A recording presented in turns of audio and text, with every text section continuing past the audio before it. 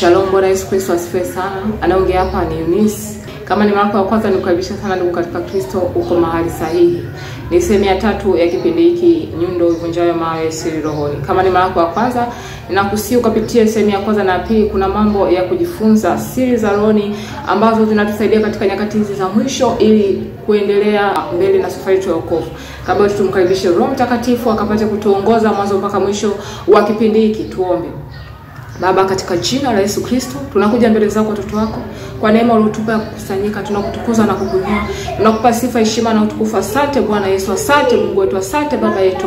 Baba, tazama, ninaomba hekima yako, maarifa yako, nguvu zako zikatamalaki mahali hapa mwanzo mpaka mwisho. Ukatuwezeshe Bwana, mabwana, fahamu amani, tukapate kuelewa yale unaosema nasi. Hata Bwana Yesu Kristo, yale ambayo sijagusia ukagusia kwa takatifu wako kila mmoja, katika jina la Yesu Kristo. Tukasema amenigusia kama kiungo, Baba, nikaifikishe vile ulivyostahili, vile ulivyokusudia mwanzo mpaka mwisho. Ninafunga roho sasa na malipizi juu ya kipindi hiki, na achilia moto wako ukazingire, damu yako ukazingire katika vifaa hivi, katika kipindi hiki, kwa kila mtakatifu wako mwanzo mpaka mwisho. Ni katika jina la Yesu Kristo naomba nikiamini. Amen. Kama unavyojua, mwanadamu ana milango ya fahamu, na kila lango shetani anapambana kuweka mitego ili amnase. Haleluya. Kama tukikosa maarifa, ni rahisi sana kunaswa na hii mitego na kuangamia. Watu wangu wanaangamizwa kwa kukosa maarifa. Hosea 6. Haleluya. Na ukiangalia vile vile katika kipindi chote tulichopo hapa duniani, kila kitu kuna lango la kuingilia sambamba na upande. Nazungumzia upande wa mashariki, magharibi, kusini, kaskazini. Nimepewa maelekezo namna ya kuishi, yani sisi kwa sisi wanadamu, namna ya kuishi hapa duniani, yani kufikisha injili ifikishwe kwa kila kiumbe. Sasa katika kufikisha injili kuna lango la kuingilia ili uweze kueneza ile injili. Lazima upite katika lile lango. Kuna kutenda wema, kukusanyika, msiache kukusanyika.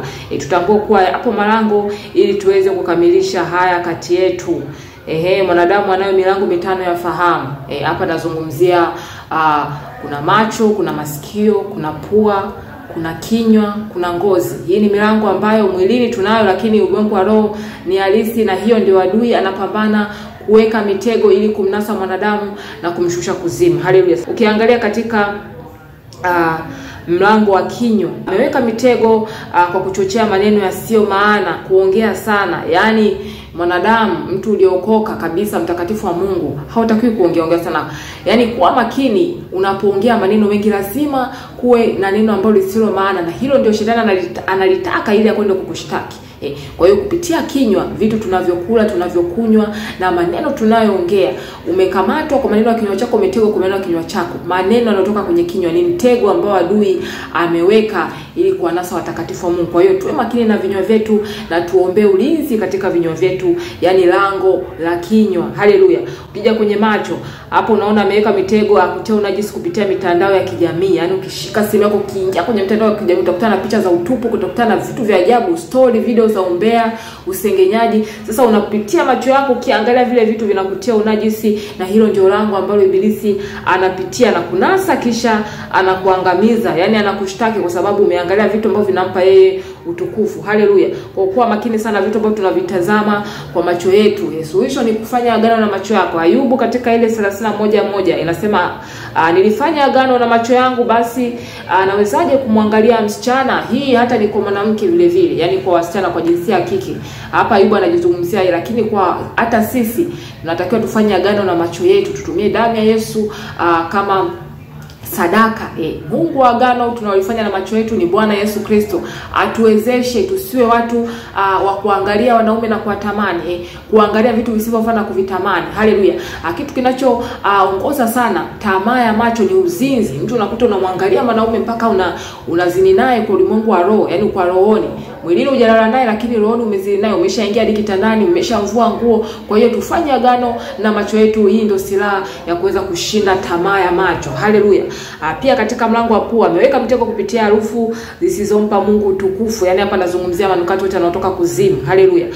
Moshi wa sigara, unakuta unapita sehemu, moshi wa sigara unavuta, yani unapita tu, yani imeshaingia puani. Haleluya. Unapishana na mtu anavuta sigara, anapumua na kupumua. Mwingine wako kazini, anataka tu uvute ile harufu. Sasa pale tayari anakutia unajisi. Haleluya, umeingia umenaswa kwenye mtego kupitia lango la pua. Pia na ndio maana tunatakiwa tuongozwe na Roho Mtakatifu wote tunapopita. Roho Mtakatifu atakupa signal kwamba hapa pita upande, upita njia hii. Ukipita nje utakutana na mtu fulani, utakutana na moshi fulani, utakutana na marukato fulani. Hata masikio hapo unakuta kupitia nyimbo za kidunia na nyimbo zote ambazo zinamtukuza ibilisi. Ukisikiliza tu hizo nyimbo, au unakuta tunapanda kwenye madaladala, kwenye mabasi wanaweka hii muziki, pale tunatiwa unajisi. Unakuta malango haya tunanaswa kwenye mtego kupitia lango la sikio. Sasa ni muhimu sana kutakasa masikio yetu. Hapo ndipo unakuja ukiziwi. Mwisho wa siku ulimwengu wa Mungu anasema nasi hatuwezi tukamuelewa vizuri. Kwa sababu gani? Masikio tayari yana ukiziwi kupitia zile nyimbo. Shetani alipata mlango akashtaki, akaweza kuweka uharibifu katika masikio yetu. Kwa hiyo ninakuelezea ndugu katika Kristo, upate kupata maarifa jinsi shetani anavyoweka mitego katika malango na kutunasa. Haleluya. Katika ngozi, hapo unakuta ni kupitia mavazi. Tunavaa mavazi yanakaa juu ya ngozi, mavazi na vitu ambavyo tunavipaka. Nazungumzia kuna manukato, kuna sprays, kuna lotion, kuna mafuta. Kwa hiyo kuwa makini na vitu unavyoweka katika ngozi hii. Katika hekalu la Roho Mtakatifu juu unalivisha, unalivika, unapaka. Kuwa makini sana, hapo kuna mitego ya kutosha. Haleluya. Tunapomruhusu Roho Mtakatifu atuongoze katika kila jambo, inatuepusha na hii mitego. Hiyo ndio njia sana, kwa sababu neno la Mungu linasema wote waongozwa na Roho wa Mungu au ndio wana wa Mungu. Kiongozwa na Roho wa Mungu, yani katika kila kitu tunachokifanya, maisha yetu ni ibada. Sio rahisi sana kunaswa na hii mitego. Haleluya. Roho Mtakatifu anajua yote asili aliyofichwa, mitego yote ambayo ibilisi ameificha hata kwa asili. Kuna mitego imefichika sana. Usipoongozwa na Roho Mtakatifu ni rahisi sana kunaswa. Haleluya. Tukisoma sasa katika Ezekiel, katika kitabu cha 11 mstari wa kwanza mpaka wa 3. Ukipata muda unaweza ukaendelea, lakini hapa ndipo tutaelezea kwa undani. Lakini ukiendelea huko mbele zaidi utapata kujua jinsi ilivyomalizikia. Haleluya. Neno la Bwana linasema, tena Roho ikaniinua, ikanileta hata lango la upande wa mashariki wa nyumba ya Bwana, lililoelekea upande wa mashariki. Na tazama, umeona hapo lango la upande wa mashariki wa nyumba ya Bwana, hema ya kukutania, lililoelekea upande wapi? Wa mashariki. Yaani hapa kuna lango na kuna upande. Haleluya. Anasema tazama, mahali pa kuingilia palango walikuwako watu 25. Wanasema kwamba na katikati yao nikamuona Yaazania mwana wa Azuri na Pelatia mwana wa Benaya, nao ni wakuu wa watu. Akaniambia, mwanadamu, hawa ndio watu wale watungao uovu na kutoa mashauri mabaya ndani ya mji huu, wasemao, wakati wa kujenga si karibu, mji huu ni sufuria na sisi ni nyama. Hilo ndilo neno la Bwana na ndivyo ilivyoandikwa. Haleluya. Sasa nataka tuone kile ambacho Roho Mtakatifu amepata kunielekeza hapa. Cha kwanza, tunakaa katika miji ambayo kila itwapo leo watu wanauliwa. Haleluya. Inahitajika maarifa neno la Mungu kutambua uhalisia wa miji tunayokaa, maana miji mingi imegeuzwa kuwa vyombo vya kuzimu na watu wakao ndani ya miji hiyo wamekuwa chakula cha mnyama. Nikiongea mnyama na Yesu utakuwa unanielewa ndugu katika Kristo. Katika njia kuu za kuelekea hii miji zimeachiliwa roho za mauti. Haleluya. Hapa ninazungumzia mji, kwa mfano mji wa Dar es Salaam. Ipo miji mingi katika nchi ya Tanzania, katika nchi unayokaa wewe. Ipo miji. Sasa ndio hii nazungumzia, imegeuzwa kuwa vyombo vya kuzimu. Na ndani ya chombo kile, tuseme sasa hilo sufuria ambao ndio huo mji unaokaa, humo ndani kuna nyama. Hiyo nyama ni nani? Yeyote ambaye hajatembea sawa sawa na maandiko, hajatembea sawa sawa na mwongozo wa Roho Mtakatifu, atafanywa kuwa nyama. Haleluya. Katika njia kuu kuelekea hii miji zimeachiliwa roho za mauti. Yapo makundi ya watu kutoka kuzimu yamesimama malangoni. Tumeona katika maandiko pale kundi la watu 25, lakini katikati yao wapo wakuu. Yaani kama unavyosema atapigwa mchungaji na kondoo atatawanyika. Inamaanisha hawa wakuu ni wachungaji wa lile kundi. Unapotaka kusambatisha kile kikosi au kile kikundi, lazima wafunge hao wakuu, kwa sababu unakuta wale wanaishiwa na nguvu zao wanatoka katika kauli za hao wakuu. Wanasimama katika haya malango. Tushaona kwamba kila kitu, huduma yako ina lango. Chochote tunachokifanya ina lango. Sasa wanasimama katika haya malango. Haleluya. Unayo huduma na hiyo huduma lazima iwe na lango. Wanakuja kusimama katika hilo lango la huduma yako kikundi cha watu kutoka kuzimu. Hawa watu wanatoka kuzimu. Tupo katika vita ndugu katika Kristo. Na sisi tunapambana na wakuu wa giza hili wanaotoka kuzimu. Anasema kazi yao kubwa ni kutunga uovu, kutoa mashauri mabaya juu ya huduma yako, kuzuia nyumba ya Bwana au huduma isisonge mbele. Yaani wanawaambia watu mchungaji wa kanisa hili anapeleka watu kuzimu. Wanatunga mabaya. Ni sio kwamba hawajui kwamba unahubiri ukweli au huduma inaweza injili ya kweli. Wanataka kuiharibu huduma, yani ndio kazi yao kutunga uovu. Tumesikia kwamba huduma fulani imechafuliwa, huduma fulani au mchungaji wa huduma fulani ananenewa uovu. Ndio hiki kikosi kazi yao. Wapo watu wanaoeneza uovu, wanatunga. Vitu vya kutunga ni vitu ambavyo sio halisi, sio vya kweli. Kwa hiyo vinatungwa kisha vinasambazwa katika malango, yani ile sehemu ya kuingilia. Wapo watu wanatakiwa kuokolewa kupitia hiyo huduma, wapite katika lile lango na hiyo hema kutania, waje hapo katika hiyo nyumba ya Bwana. Lakini wapo kundi la watu wamesimama pale wanatunga maovu. Kwa hiyo hawa watu wanapokuja wanakutana na yale maovu yaliyotungwa, wanaishia pale pale, wanageuza wazi wakaje. Unakuta wengine ni wachanga kiroho, wengine hawajaokoka, wengine wanataka kuokoka. Mungu anawasogeza, lakini kwa kuwa hatuna maarifa kwamba wapo watu wanatakiwa washughulikiwe ili wale watu waweze kupita, wale watu wanaotajwa kuokolewa waweze kupita katika lile lango, waingie wapate wokovu kutana na Bwana. Sasa tumekosa maarifa. Watu wanakuja pale, Mungu kweli anawaleta watu, lakini tumekosa maarifa, tumekosa kuomba kuondoa ili kundi la watu, ili wale watu kusafisha hizi njia, ili wale watu waweze kupita. Wakija pale, cha kwanza wanakutana na maneno ya uovu yaliyotungwa kwamba hili kanisa unaotaka kuja, mchungaji anapeleka watu kuzimu. Unafikiri mtu ndio kwanza anataka kuokoka na kuja na sikia hivyo anafanyaje? Hana Roho Mtakatifu, hajui mambo ya kumuuliza Bwana, hajui kudhibitisha, yeye ataamini na kugeuza. Anakuja anasema kwamba hili kanisa linategemea mafunuo, ndoto, maono, halitegemei neno. Huyo mtu akishasikia hivyo anageuza, anasema mimi natafuta neno. Hajui kwamba hayo ndoto na maono zipo katika maandiko, hajui. Yeye akishasikia tu cha kwanza, yani ni uovu uliotungwa umewekwa pale, umesimama kama kamati ya mapokeo. Kwa hiyo anapokuja tu pale anapokelewa na hiyo vitu, vinamvunja moyo, vinamwogopesha, anarudi yule mtu. Haleluya. Kwa hiyo tathmini, yani ninavyoongea hivi kaa utafakari, ni watu wangapi yamkini umekuwa ukiomba kwamba Bwana leta watu, Bwana leta watu, Bwana sogeza watu, Mungu anawaleta, lakini na unaonyeshwa kabisa watu kutoka sehemu mbalimbali dunia nzima wanakuja, lakini ukifika katika lango la hiyo huduma yako, they are turning away. They are returning back. Kwa sababu gani? Wanakutana maneno ya uovu yaliyotungwa kuhusu mchungaji, kuhusu wewe ambao umepewa hiyo huduma. Wanasema kama huyu tu anafanya mambo haya. Yaani wanakuwa na haya maneno wanayotunga yamewekewa nguvu katika ya kupotosha. Kwa hiyo unakuta anawaingia yale maneno na wao hawajajazwa na nguvu ya Roho Mtakatifu ya kupambana na ile roho katika haya maneno, wanaamini na kurudi. Wanarudi walipotoka. Haleluya. Kwa hiyo hivyo ndivyo wanavyofanya kazi kikosi. Kazi yao kubwa ni kutunga uovu. Kwa hiyo usisikie tu maneno yanasambaa, maneno ambayo wewe kama ndio mwenye huduma unasema jamani, mbona ninasikia wananisemea hivi? Mbona nasikia maovu haya, vitu ambavyo sio kweli? Ipo kikundi cha watu special na kina wakuu ambao wanatunga maovu juu yako, juu ya hiyo huduma. Kwa hiyo unakuta ni chanzo cha huduma kutokusonga mbele, chanzo cha watu kutokuja hapo. Kwa sababu gani?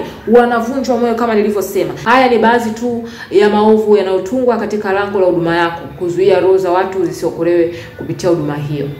Wanawashauri mapotovu.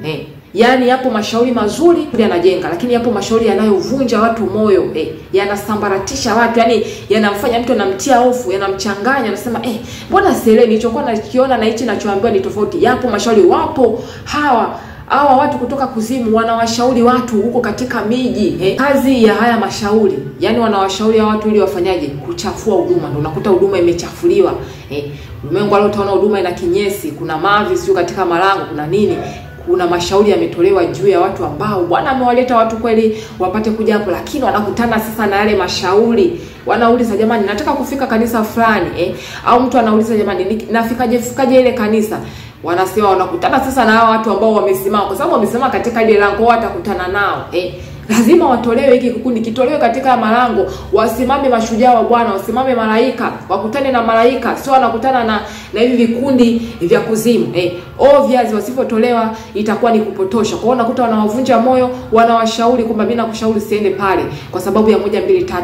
Nimesikia hivi, pale kuna 1 2 3, pale wanatumia hivi, pale Mungu anayefanya kazi sio Bwana Yesu, nisijui wanatumia miungu, kuna mizimu, kuna nini.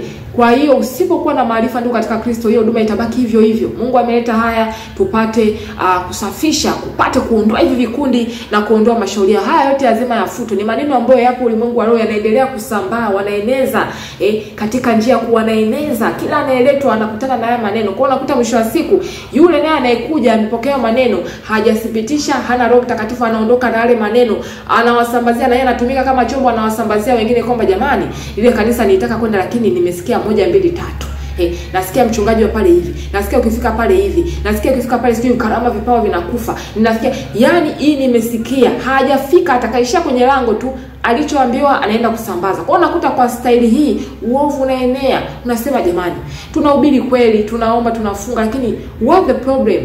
What is going on? That is what is going on katika spiritual world. Kwa hiyo hapa nasema kwamba huduma inapitia moto. Unakuta sasa hizi huduma zipo katika hii miji. Unakuta hii miji ndio tumeongelea kwamba imegeuzwa kuwa masufuria, ambayo imegeuzwa kuwa chombo cha kuzimu. Katika njia za kupitia haya malango zimeachiliwa roho za hofu. Hivi just imagine ukisoma kule mbele katika Ezekiel nilokusomea, utaona katika njia kuu roho za mauti. Just piga picha kwamba unapita katika njia, unapita njia fulani unakuta yani watu wamekufa. Au unashuhudia kuna mauti fulani kwamba kuna ile sauti inakusemesha kwamba ukienda ukipita huko utakufa. Yani roho hizi zinakuletea hofu, lazima roho ya mauti imeambatana na hofu. Au unakuta vitu vimelaza pale, wanyama wamekufa, watu wamekufa. Obviously utapata kutaharuki, utaogopa, unasema sitaweza kupita hii njia. Ndivyo hivyo wameachilia hii roho ya mauti iliyoambatana na hofu kwamba kama hapa ukipita huku nitakufa, bora nisipite. Sasa hiyo njia yako ndio njia ya kuelekea katika lango la huduma yako. Wameshaweka roho za mauti, wameshaweka roho za hofu. Kipita pale wanaua hizo roho. Roho ambazo zinatakiwa ziokolewe, wanaziwekea hofu. Kwa hiyo ile hofu inawafanya warudi nyuma walipotoka. Ile hofu inawafanya wasitaki hata kuendelea mbele. Yale mauti inawaua. Kwa hiyo unafika unakuta mwisho wa siku utaomba, hakuna kinachoongezeka. Watu wameshawaiwa na hivi vikundi vinavyokaa katika malango. Haleluya. Kwa hiyo unakuta huduma inapitia katika moto. Just imagine umepewa huduma ambayo ipo katika huu mji. Huu mji umegeuzwa kuwa chombo cha kuzimu. Yaani ni sufuria limewekwa motoni. Yaani mpaka ile nyama na kuleta sasa mwilini. Unapotaka kupika chakula, obviously lazima uue. Kama ni ng'ombe lazima umchinje. Wanachinjwa watu, katokota vipande, tupia kwenye sufuria, wanaweka wanavyoeka, wanawasha moto ili iwe tayari kwa kuliwa. Sasa unakuta ule moto uliowashwa kule kwenye sufuria, moto huu, unakuta huduma inapitia katika matatizo, ndio huu moto. Yaani unakuta vifo vya kiroho viishi, vifo mauti katika huduma, karama vipawa vinakufa, washirika vipawa vyao huduma zao zinakufa, uchumi unakufa, afya inakuta inauliwa, unakuta mauti inasambaa, kanisa au hiyo huduma inapitia changamoto, washirika wanapitia changamoto. Leo amekufa huyu, leo kafanya hivi, leo unasikia huyu, sijui roho za hizi zimeingia zimevamia. Yaani mnapiga huku kinainuka hiki, mnapiga huku kinainuka hiki. Kumbe ni ule moto ambao upo katika lile sufuria. Duma ipo katika ule mji, ulishanenewa. Ili kundi kutoka kuzimu lilinena, na haya maneno hayakutenguliwa, yanaendelea kuishi. Maneno ni roho. Kwa hiyo ile maneno yanaendelea kuishi kwamba huu mji ni sufuria, ni chombo cha kuzimu, na ile huduma iko ndani ya hiyo mji. Kwa hiyo unakuta mwisho wa siku hatukuwa na maarifa, tunaendelea kupitia matatizo, tunaendelea kusema mbona uchumi tunaomba kufunguliwa malango yafunguki, mbona tunaomba hivi hatuoni, mbona tunaona bana mashambulizi makali, kumbe tuko katika moto unawaka. Wengine wanazidi kufa vifo vya kiroho. Unaweza mwili usione kifo lakini kinaanzia rohoni. Huduma karama, unakuta watu hawasongi mbele, wanarudi nyuma tu. Umetoka kufunga, watu wanarudi nyuma tu. Unafunga kavu, unarudi nyuma tu. Unatoka hivi, yani ndio unazidi, hali inazidi kuwa mbaya. Kuna nini? Tunapita katika moto. Sasa hatukutoka katika haya masufuria, hatukuzima moto, hatukuwapiga hivi vikundi na kuwatawanyisha. Na ndio maana unakuta hizi roho za mauti zinatenda kazi katika huduma. Kanisa liongezeke, huduma isonge mbele. Roho za hofu ni mtego mkubwa. Wameachilia roho za hofu katika njia ambazo zinawaleta watu katika hiyo huduma, katika haya malango. Sasa roho ya hofu ni mtego mkubwa anaotumia adui juu yetu ili timilize kusudi la Mungu.